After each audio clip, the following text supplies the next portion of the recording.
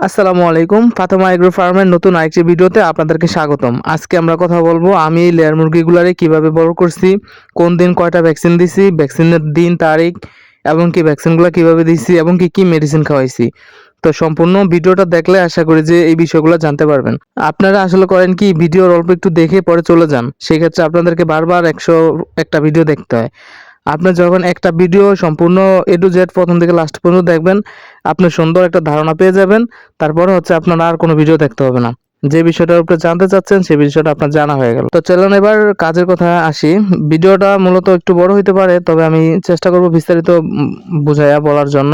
তো প্রথমে হচ্ছে আমি যখন বাচ্চাগুলো আনছি, আনার পরে হচ্ছে আমি সুন্দর মতো পেপার বিছাইয়া রাখছি। আমরা এর আগের ভিডিওতে ওই বিষয় নিয়ে আলোচনা করছিলাম। পেপার বিছিয়ে রাখছি, পেপারের নিচে হচ্ছে একটা ছালার চট বা লুঙ্গি টঙ্গি এরকম ন্যাকড়া টাইপের কিছু দিছি, দেন এর নিচে হচ্ছে ভুসি দিয়েছিলাম আমরা। তো পেপারের উপরে বাচ্চারা প্রথম ছাড়ালে এর উপরে হচ্ছে কি আপনার যখন বাচ্চারায় পায়খানা করে বা বিভিন্ন মলত্যাগ করে, এটা আপনি সরাই ফেলতেছেন, তার মানে সে আবার নতুন ভালো জায়গা পাইতেছে। তো সর্বপ্রথম হচ্ছে পেপারের উপরে রাখবেন। পেপারের উপরে রাখার পরে 1 দিন বা 2 দিন, সর্বনিম্ন আমরা 3 দিন রাখি। 3 দিন পেপারের উপরে রাখবেন। আর মেডিসিনের কথায় আসি। মেডিসিন হচ্ছে প্রথম আইনা গ্লুকোজ দিছি, আপনার 6 ঘন্টা গ্লুকোজ চলছে। আর গ্লুকোজটা অনেকে জিজ্ঞেস করেন যে ভাই কি গ্লুকোজ, এগুলো আসলে ভেটেরিনারি দোকানে গেলে আপনারা পাবেন, বললেই ওনারা দিয়ে দিবে। আর যদি তারপর ওই গ্লুকোজ না পান, আপনারা যেই মানুষের খাওয়ার যে গ্লুকোজ চাইলে আপনারা ওইটাও আনতে পারেন। তো গ্লুকোজ দিছি 6 ঘন্টার মতো চলছে। তারপরে দিছি লাইসোভিট চলছে প্রায় 12 ঘন্টার মতো। তারপরে মোটামুটি 1 দিন শেষ। দ্বিতীয় দিন হচ্ছে আমরা আপনার এই লাইসোভিট গ্লুকোজ দুটোটা একসাথে মিক্স করে দিছি। তৃতীয় দিন হচ্ছে আমরা এই আপনার ডক্সিবেট মাইক্রোনিট এগুলা দিছি এবং কি সাথে নাভি শুকানোর যে ওষুধটা অ্যানড্রোসিন ওইটা দিছি।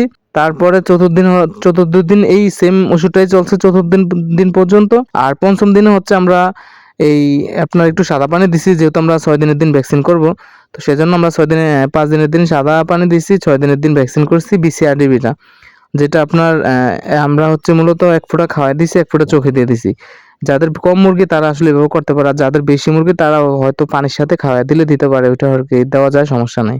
তো তারপরে এভাবেই চলতেছে। তারপর হচ্ছে আমরা মোটামুটি ভিটামিনে চলে আসছি, আপনার জিঙ্ক, থায়াবিন।